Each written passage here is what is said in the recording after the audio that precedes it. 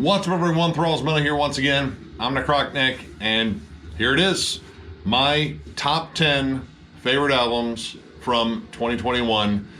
Man, what a fucking year. And these top 10, I pretty much had to whittle down in terms of the ones that really connected with me the most. And man, was that fucking tough. But these are the ones that really just stayed with me. I couldn't stop jamming. They just stuck in my brain. So here we go, the top 10. Number 10, Go Ahead and Die. This is the debut album from Max Cavalera and his son Amadeus Cavalera, coming together and pretty much paying tribute to all things early extreme metal. There are elements of Celtic Frost, early Napalm Death, definitely some touches of Nailbomb, and of course Sepultura in there.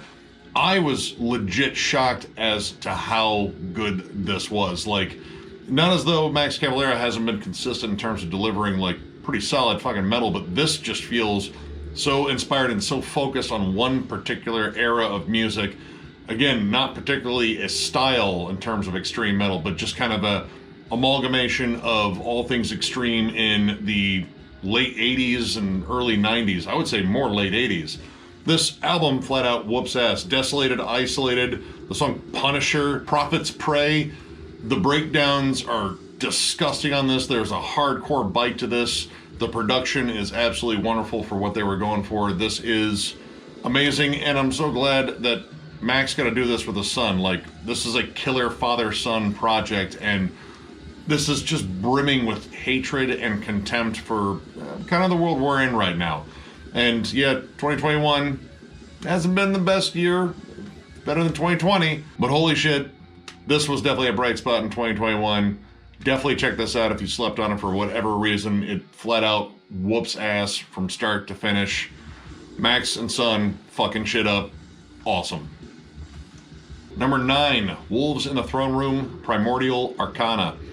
This might be the best Wolves in the Throne Room album I've heard yet. I really have gotten into them slowly over time. Like, I wasn't as big into the ambient stuff before, but now what they do really just appeals to me because they do worlds with atmosphere in terms of really transporting you to that Cascadian sort of sound. You get waterfalls and sounds of nature, but the music itself is all over the place and driven by lush melodies. Love the layering on the production here. Again, this really kind of transports you, but I mean, it drives you. It's not just all wistful. Through Eternal Fields is essentially like a death march to the snow, and God, they just capture the feel on it. For me, this is hands down the best black metal release of 2021.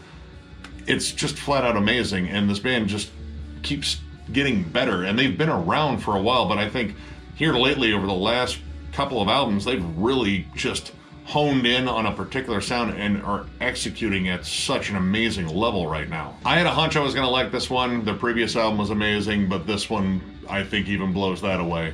This is, again, hands down, for me, the best black metal album of 2021, and yeah, Wolves in the Throne Room are just on fire right now. If you have not picked this one up yet, definitely check it out. Get yourself a nice black metal commune with nature and just let this album transport you.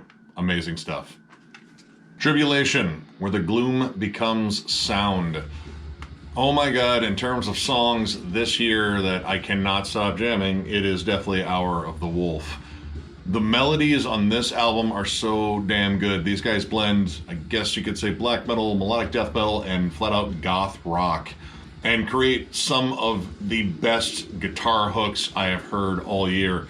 This whole album is so damn good, especially Leviathan's Funeral Pyre. I love every track on this, and one of my favorite things about this is they kept with harsh vocals throughout. They didn't try to clean it up with more pretty melodies because this is supposed to be dark and brooding and still sinister, but very catchy. These guys found that perfect balance on here. And I was a huge fan of Down Below as well, but I think this one is just what they do refined down to damn near perfection. For all you goth rock fans out there, if you're looking for a gateway into metal, this band might be it, because God, there's just so much great stuff, like Sisters of Mercy, even Blue Oyster Cults, but take some black metal and death metal with it, and bam, Tribulation. Fantastic album. Most of their stuff is fantastic, but I think this one might be my new favorite. Definitely check this out. Fucking amazing. 1914, Where Fear and Weapons Meet. Man, I loved Blind Leading the Blind, and this one has at least matched it. This band's blend of black metal, death doom, ambience. These guys, kind of like Wolves in the Throne Room, except in a very different way, do such an amazing thing with atmosphere. Everything on here, World War I themed, and these guys are completely immersed in this theme. We have songs that are based on letters written home about a soldier's passing. There's even a section on Pillars of Fire that actually has like the tinnitus ringing after an explosion. It really just transports you to those trenches and the mud and the murk and all the gunfire going on around you. And then the music itself is fucking incredible. There are great melodic hooks on here, but it is brutal when it needs to be. And that blackened atmosphere comes through and just, I don't know, makes it even more grim. And it isn't as though talking about World War I trench warfare is already grim enough. So in short, yeah, this album's fucking amazing. 1914. The Ukraine's best kept secret right now. If you have not got on this hype train, there's a reason why there's a hype train, because this band is fucking awesome. Definitely check this out and check out all their stuff too. But this album would be an awesome place to start. Check it out. Number 6, we have Khemmis Deceiver. Again, another band that may have put out their strongest effort yet this year. This band's blend of traditional heavy metal and doom metal is absolutely amazing. Also, you get moments of death doom on here because the trade-offs and vocals are amazing, but it's those clean, epic vocals that get me every time. I'm generally kind of a stickler when it comes down to clean vocals, but this guy sounds so defeated and triumphant. And that can change in just a verse. Like the last song, Astral Road, the pre-chorus sounds epic and triumphant, and then when you get down to the chorus, it sounds so dismal and bleak. But the hooks on all the choruses on here are absolutely amazing. Shroud of Leth, or Leith, I'm not sure how to say that word, might have one of the biggest choruses they've ever written. And then you couple that with incredible guitar work. The leads are all gorgeous on here. And throwing some cool wrinkles into the mix with the opening track of Vernal Gate, kind of opening in a melodic death metal fashion. This might be my favorite album by Khemmis so far, and I'm a huge fan of Hunted. That one completely sold me on how good this band was and continues to be. I thought Desolation was great. This one surpasses it. Holy shit, Khemmis, you wrote quite possibly the best album of your career so far, and it's been a short one, so I'm hoping there is more greatness in the future. But best of luck beating this one. I think this is the new benchmark for Khemmis, at least in my opinion, and it is going to be tough to surpass this. So if you have not checked this one out, be prepared for epic, doomy amazingness. Check it out. Into the top 5 we go with Enforced Kill Grid. This has been kind of a quiet year for thrash releases, at least for me. Like, there hasn't been a lot of thrash that jumped out and really grabbed me. But this one just connected with high school shitty me getting into thrash metal for the first time when I was jamming like Sepultura and Megadeth and Testament and all that crazy heavy shit. Oh my god, this album fucking whoops ass from front to back. The production has that sort of 90s like sizzle to the guitars, and the drums are absolutely pummeling on here. It's absolutely packed with groovy breakdowns. UXO might be one of my new favorites by these guys. There's something about that song that just reminds me of all things 90s thrash metal and death metal. The stomping groove on it is fucking heavier than hell, but literally every fucking song on here just whoops ass. It is a non-stop barrage that just keeps your adrenaline up. And if you have not seen these guys live, holy shit, go see them live. They will be at MDF in 2022. Hopefully I get to see them there. We got a bullshit with them at the show with Exhumed. Super cool dudes. It was just great sitting back and bullshitting with these guys about how much they love metal too, because they definitely have it in their blood as well. And well, unlike me, they can write it and write killer stuff. This album connected with me on such a cool level, just kind of reminding me of watching Headbangers Ball and shit when I was a kid. Like, I love the whole vibe of this. It kicks ass from start to finish. If you did not get this one, you missed out on a thrash gem. These guys are carrying the fucking torch and the flag or whatever the fuck they're carrying. It might be a corpse on a fucking stick. Either way, whatever they're fucking carrying, they're carrying it into battle for thrash, and they're leading a charge right now. So definitely check this shit out. It fucking rules. Number 4, Frozen Soul, Crypt of Ice. This was the first album that Jam and John and I reviewed of 2021, and I had a feeling that right then, this would probably be on my year-end list, and the more I listened to it, the higher it got on that list. This band, again, captures that hardcore fucking pummeling nature and old school death metal, but it is specifically Bolt Thrower vibes. And fuck, I love Bolt Thrower. So they definitely picked the right band to emulate, for me at least. But this album is just a non-stop riff fest. It brings pummeling groove after pummeling groove. The frosty theme throughout it is fucking great. Title track Crypt of Ice is absolutely amazing, but Merciless just delivers such a beatdown. And again, this is another one that we recently saw live.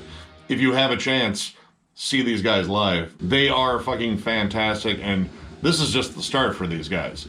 This is their first full length, and man, they already set the bar pretty high for a follow-up. But honestly, I'm reasonably sure they can do it. I'm reasonably sure they can follow this up with another fucking banger, because dude, the energy in this band and these songs is absolutely fucking amazing. One of the best death metal albums that come out this year, and it came out all the way back in fucking January, I believe. Holy shit, that says something, because there's been a ton of competition. It just rolls over you like fucking tank tread, which I probably made that comparison to Bolt Thrower, except this tank's frozen or something. I don't know. Just get this fucking album, jam it loud, and fuck it, make sure the whole neighborhood can fucking hear it. This is a killer album, one of the best of the year. Frozen Soul, you guys fucking roll. Number 3, Genghis, Tron, Dream Weapon. I had to shift the skulls back over. My fucking stupid elbow keeps dragging this shit over. Pretty sure the rest of me's stupid too, but this elbow right now, fucking dumb. Anyway, this is probably the least metal album on this entire list, but it's also one of the best. This band came back from pretty much obscurity. They hadn't put out an album since Board Up the House, and that was a long time ago. And they came back with almost an entirely different sound, but it was still relatively familiar just in terms of all the synths. The synths are the big thing on here. These guys, I would guess, love Tony Banks. This has such like an 80s Genesis vibe in terms of all the lush synths, but they throw in really cool guitar parts and layer them, and then very dreamy, wispy vocals. This whole album has such a killer atmosphere, and this is the first one they've actually had a real drummer on, and holy shit, the drum performance on this is amazing. And it might be because they got Kurt Ballou to do the production, and he always seems to make the drums sound so damn good. But this is a very different album in terms of everything on this list. The heaviest parts on here are more like hard rock heavy, but there's such a cool sort of chill vibe to the album, but it has great intense moments, namely the title track. But when you get down to the last track, Great Mother, the drums are absolutely fucking pummeling on that and greets you with some cool riffs. This has become what I call my night drive music. Like if it's, you know, late at night, driving on the highway, for some odd reason, this has such a cool vibe to it that I just connect with. It kind of makes that whole journey a lot more interesting, maybe a little bit trippy. I wouldn't call this a metal release, but I would definitely call this a brilliant release. And this is probably my comeback album of the year, because honestly, I didn't think I'd hear from Genghis Tron again. I thought I would just be kind of left with the novelty of their earlier works and how brilliant Board Up the House was. This raised the game, and oh my god, I need to see this live. I need to see how this translates live, because there's so much going on here. Amazing album. Not really a metal album, but there was no way in hell I was going to leave it off this list. So yeah, definitely check it out. Number 2, Wharflurch, Psychedelic Realms of Hell. I had not really like huge expectations for this, because I've been slowly picking up Wharflurch's demos and EPs. But when this came out, when I jammed it, this is such a different death metal release. Now, of course, it has all the hallmarks of great old school death metal and even Death Doom, but these guys do a lot with atmosphere and making it legit psychedelic. There are trippy synth passages, very goblin-esque, and spoken word vocals, and then in between that, of course, all the amazing death metal on here. The songwriting on here is beyond anything they've done before, I think. Like, this is a huge step forward in terms of pushing their sound into like different directions, but again, still remaining very much death metal. Whether it's the brutality of a song like Stoned Ape Apocalypse or the next track, Abandoning Reality, which, yeah, it kind of does. It just becomes this really strange, doomy track. This album delivers incredible songwriting. It's interesting, like, the mood that this album conveys. It's brutal as hell, and it definitely gets your blood going, but it's also very trippy and cosmic, and honestly, it gives it a really unique appeal. And again, this year had a fuck ton of death metal, so being able to stand out in the pack, that's fucking tough, because there's a lot of bands out there executing fucking solid death metal right now. This album dared to push into some cool, weird territory, and it made this album stand out from a lot of cool shit. And oh my god, I'm looking forward to pretty much anything these guys release if it's even remotely close to this. So yeah, my number 2 overall, Wharflurch. This band is fucking amazing. Check them out. And finally, here it is, my number 1 album of 2021. And honestly, probably shouldn't be much of a surprise. It was the only 5-star rating I gave this year, and that is Mastodon's Hushed and Grim.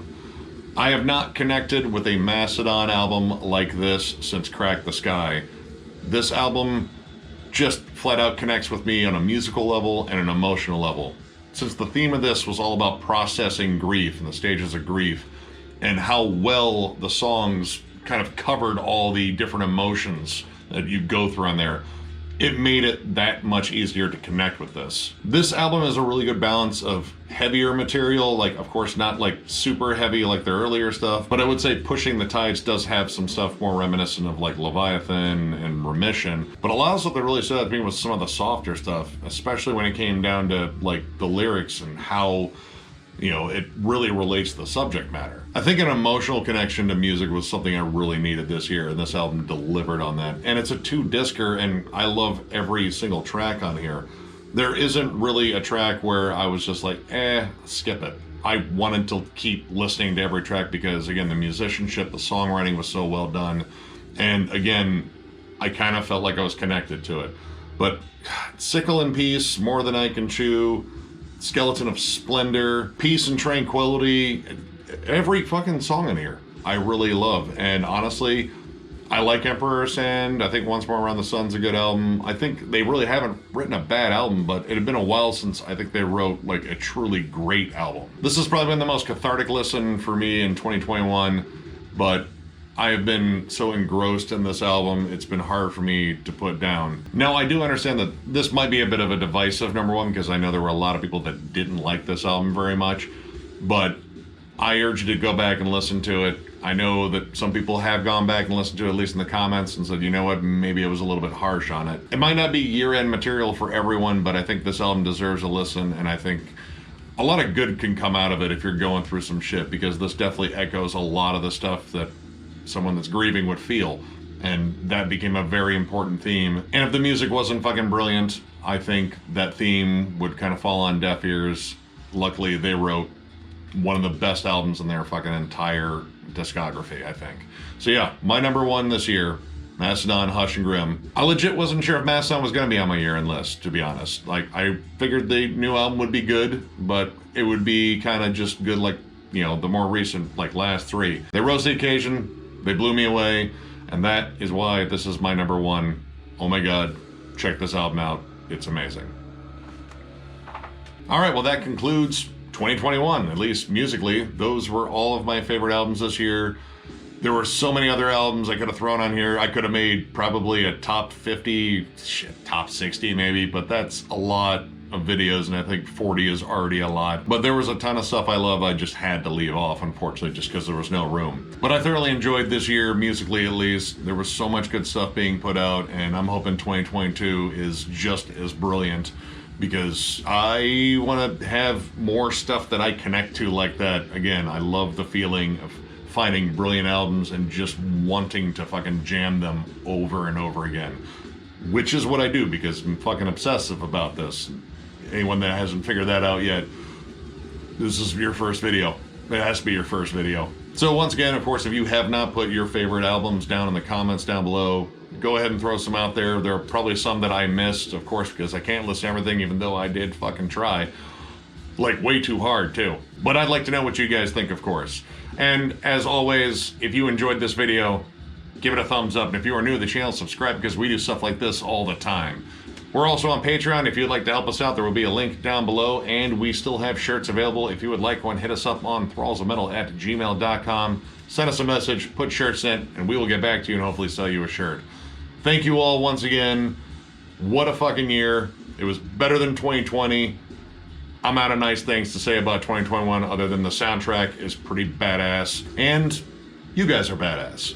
So those are two nice things I can say about 2021. Thank you all for watching once again, and we will catch you later.